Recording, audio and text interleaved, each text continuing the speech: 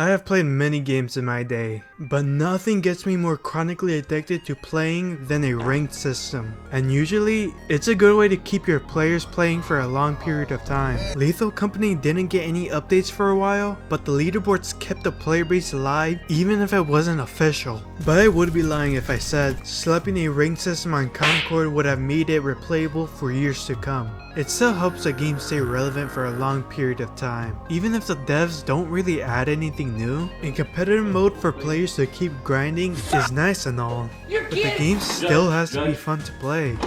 And with a game like League, Marvel Rivals, and Overwatch, the main fun of the game is balance. Not only in the heroes or champions you play, but also in the maps, items, and objectives. This is a lot to keep track of when trying to make a fair experience. And I can't really blame the balance team for not being able to make everybody happy. But then again, I realize they just make the stupidest decisions nobody asked for. I have put in thousands of hours experiencing all the game has to offer, and I came to the conclusion that each of these games have horrible balance teams. I hate the second their favorite characters have a pick rate below 90%, they immediately get buffed. Whether it's because it's their cash cow or because I just like seeing the player base depressed. There's always going to be a character that can never be benched for more than one update until they get 13 buffs to finally patch notes. And it's always a character that most of the community despise because they're just so annoying to deal with. Because these characters are low skill, doesn't take nearly as much effort as a more beloved hero does, but gets more value 10 times easier. An example of this is being Kiriko. No doubt Blizzard's favorite money printer, she basically has everything in her kit. Her primary attacks two-shot people, her healing auto-locks onto allies so she doesn't even have to aim it, and AoE invincibility that also works as a debuff cleanse. With burst healing, she could teleport to an ally 35 meters away through walls, and the ultimate that doubles the cooldowns, the attack speed, and basically everything about a hero for her entire team. Most of the Overwatch roster have very overloaded kits that don't take skill to play, but people like playing them because it makes them think that they're better than they actually are. But the community can complain about these characters every season and they won't get changed unless people start quitting the game. It's actually the reason I quit Overwatch, because I hated playing against Genji, Venture, and Doomfist. Because not only do they have insane burst one-shot combos, they also have abilities that extend their time in a fight, ridiculous mobility, and some of the best versatile ults in the game. Dive is such a problem in both Marvel Rivals and in Overwatch, because they always have enough mobility to get in and out of a fight, enough damage to one-shot somebody, a way to keep themselves alive, and a game-changing ult that could easily turn a fight. I have never seen a balance team from any game actually be able to make a fair dive character. But the second any of these characters get nerfed, the Overwatch community just cries and cries and cries. If Genji so much as loses 0.01 damage on his shurikens, all the Genji mains will piss their pants and protest until Blizzard reverts the changes.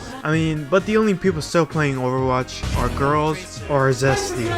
But I think the worst metas the balance team from any game can't seem to get enough of are the one-shot characters. Out of the 7 sins one could commit, making a sniper slash burst meta has to be the worst sin out there. I can't name a single thing that is fun about a sniper meta. I'd have more fun putting my balls over a fire than playing a sniper meta. Every time someone locks in Widow, I have to lock in Amp Frank because I'm just trying to find the best place to hide so I don't get my head blown off. And for some reason, the balance team for Marvel Rivals just can't restrain themselves buffing burst damage heroes. Hell, it gets complained about for an entire season, so the devs are forced to nerf her. Then when her ban rate drops below 99%, they immediately decide it's time to put her back in the meta. And it's so frustrating seeing these characters, not because two shots are bad, but they're also given abilities to help them escape danger, which just lowers the skill floor to get so much more value than they should. The thing is, I'm I'm looking at Hella's win rate right now, and she's kinda struggling. But even then, Hella could have a 0% win rate, and it still wouldn't change the fact that it's a miserable experience playing against her. And that's why people quit, because what's the point of winning every game if every game you play, the heroes feel horrible to play against? I don't even think Hella mains enjoy Hella metas, because it's so toxic and puts a lot of pressure on that Hella to win the game for his team.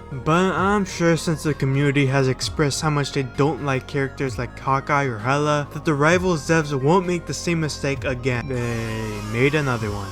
Well, I stuck around to see how the new season was going to turn out, and so far, too disappointing to keep on playing. I was on my hands and knees praying to God every day that the devs were going to nerf Black Panther, Hella, and Cloak and Dagger, but I don't think that's happening anytime soon. They like keeping these low skill, high reward heroes way too strong, and I'm tired of knowing I could put hundreds of hours into my positioning and game sense just to see this uwu girl gamer locking Cloak and Dagger just to die 15 times and blame the team and still be at the same rank as me. But I want to talk about one more game. That game being League of Legends.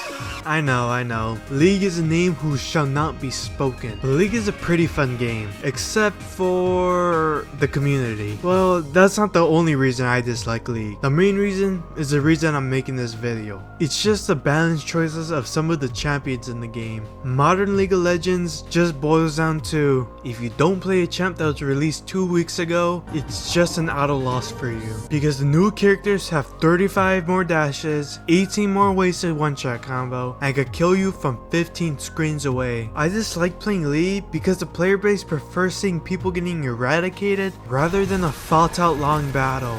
Even the Boss, the most popular League YouTuber, thinks pressing R on cannon and killing a whole team is more fun than a tank meta. I would always prefer a triple support meta or sustain meta over a one-shot meta, because at least you're actually playing the game, instead of walking up a little too far, dying instantly, and having to wait a whole minute before you get to play again, then repeating that cycle until the game ends. The Boss plays this game at a high level, so he has way more time and way more experience with the game, but as a casual who's been playing this game for almost 10 years, the game is agonizing to play. The players are just so toxic. I literally had somebody throw a game for actually no reason. Every character could one-shot combo you, so you spectate more than you actually play the game, and Summoner's Rift just gets way too stale. I like playing Arena because that's the only place I could actually play tank and get constant action, and that's the only place I see anybody else play tank. But even then, that place is ran by AD carries and some sort of high sustain, and the only option you have to stop them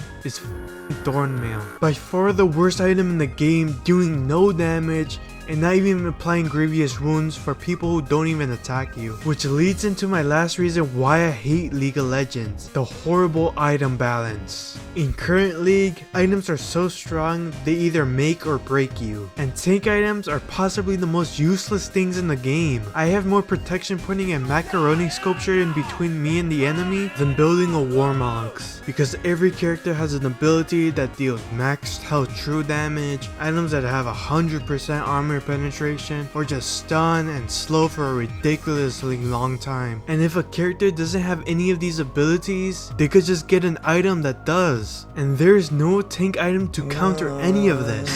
I mean, how do tank items not have any tenacity on them? They're supposed to be able to run through everything. Instead, they are told to build more and more armor just so it gets countered by one item. But I don't care if an item has max health, magical, or physical damage. There just has to be an item that could counter some of it. But even then, there's abilities out there that just do max health true damage, so you literally can't do anything to stop it. And then these characters just have infinite ways to kite you, while also one-shotting you either way. And sometimes, the League balance team makes an item to counter something like shields for one class, then just doesn't make it for the others. So you are forced to build something that doesn't fit your build because the devs haven't added it yet, and they are just missing some of the counters to the most annoying game mechanics. There's nothing to counter stealth characters, going invisible, and one-shotting you. Because if a League player can't kill you in 5 milliseconds, they cry that the champ is way too overpowered. I especially hate abilities like Silver Z and Fiora's parry, because not only do they stop all crowd control, but they completely cancel out all the damage they should have taken. I wouldn't have a problem if they just took like half of the damage but still be unstunnable. And it's abilities like that that just make League so unfun to play. I think it's AD carry champs that really kill the fun of the game. It's not fun to fight them when they have crazy mobility and the highest damage in the game with little options to counter them. It's not fun to play as them since the enemy team will always focus you down, because otherwise you would just destroy their team in 2 seconds. And it's way worse to play with them, since if you don't breastfeed them the entire game, they will die and start crying in chat about how their team are a bunch of short bus riding buffoons, and you have to sit there and take it because they are your only source of damage on your team. They have way too much power, so the game revolves around them, and it's a big reason I hate the balance of League. They can build to counter everything in the game, but there's only few items that could counter them. I do think AD carry should be able to kill tanks with ease. They should also be so fragile and so immobile that they should lose any 1v1, because that's what the trade-off should be for having that insane crazy damage, to the point where you'll get blown up by a support Yumi if you aren't careful enough. But every AD carry has a noob friendly overloaded character design that just dominates this game, and over time, after seeing it in every new release, I just get bored of the game. Watching people who take the short bus, lock in a broken character, and be able to reach the highest rank with relative ease. I'm tired of seeing characters the community overall despise get buff after buff after buff. I'm tired of seeing characters who just have everything in their kit be able to one-shot and counter their counters, and constantly get away in that state game after game after game. So if you enjoyed this video, make sure to leave a like, comment, and subscribe, or you will be banished to 100 ranked solo queue League games in silver.